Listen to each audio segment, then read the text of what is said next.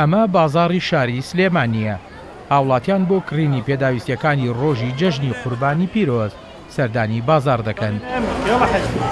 ئەم هاوڵاتیە کە سەرقاڵی کڕینی پێداویستیەکانی ڕۆژی جەژن بوو باز لەوە دەکات جەژنی قوربان بۆنەیەکی ئاینی گرنگە و هاوڵاتیان ئامادەکاری دەکەن بۆ بەڕێوەچوونی مەراسیمەکانی جەژن. ئەو پێداویستیانی بۆ جەژن پێویستمانە دابینیکەین و هەروەها سوپاس بۆخوا ئەمنیەتێکی باش بەرقەرارە، خەڵکەکە زۆر بە ئاشتی و بە ئارامی بازاڕی و پێداویستەکانی خۆی دابینەکە لە جەوێکی ئارام و ئاشتی و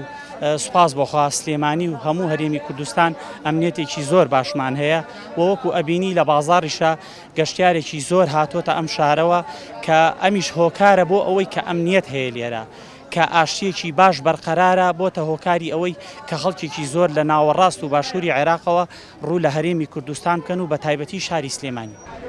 بۆ بەڕێکردنی مەراسیمی ڕۆژی جەژن لایەنە پەیوەندیدارەکانی ئیداری و ئەمنی پارێزگای سلێمانی و لیژنە هاوبەشەکانی قایمقامێتی سلێمانیش ئامادەکاری دەکەن و هەوڵەکانیان چڕ کردوێتەوە بۆ دانانی میکانیزمێکی گونجاو بۆ زیاتر پاراستنی ئاسایشی و ئارامی شارەکە و چاودێریکردنی کوالیتی خواردن لە بازاڕەکان و پاراستنی سەر و ماڵی هاوڵاتیان. بۆیە بە پێویستمانزانی بەشێک لەم مامۆستا بەڕێزانە کۆ بکەینەوە تا لە ڕێگەی منبەری مزگەوتەکانیانەوە کە هەمومان نەزانین گەورەترین منبەرە بۆ ئەوەی کە هاوڵاتیان گوێی لێ بگرن و ئامۆژگاری لێوەربگرن و لە ڕێگەی ئەو منبەرانەوە هەموو ئەو ڕێکار و ڕێو شوێنە زانستیانە بە هاوڵاتیان بدرێت تاکو هاوڵاتیانیش پابند بن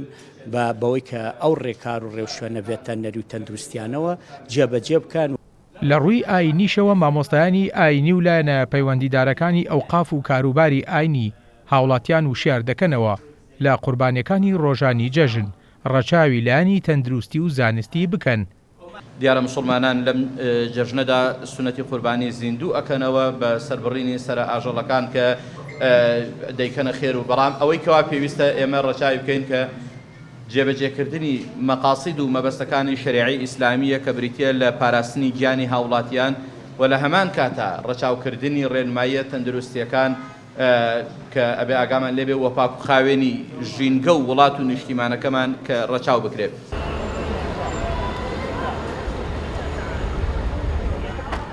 جەژنی قوربانی ئەم ساڵ کە هاوکاتە لەگەڵ قەیرانی دارایی و ئابووری هەرێمی کوردستان و بەرزی نرخی شتومەک و پێداویستیەکان لە بازاڕدا بەهۆی بەرزبوونەوەی بەهای دراوی دۆلارەوە دروستبوونی بارگرانی لەسەر شانی هاوڵاتیان سەرباری ئەوانش هاوڵاتیان جەژنی قوربان وەک بۆنەیەکی ئاینی گرنگ تەماشا دەکەن و ئامادەکاری دەکەن بۆ بەشداری مەراسیمی جەژنەکەیان.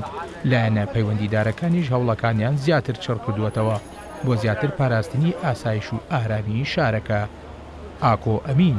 کورسات نیوز، سلێمانی.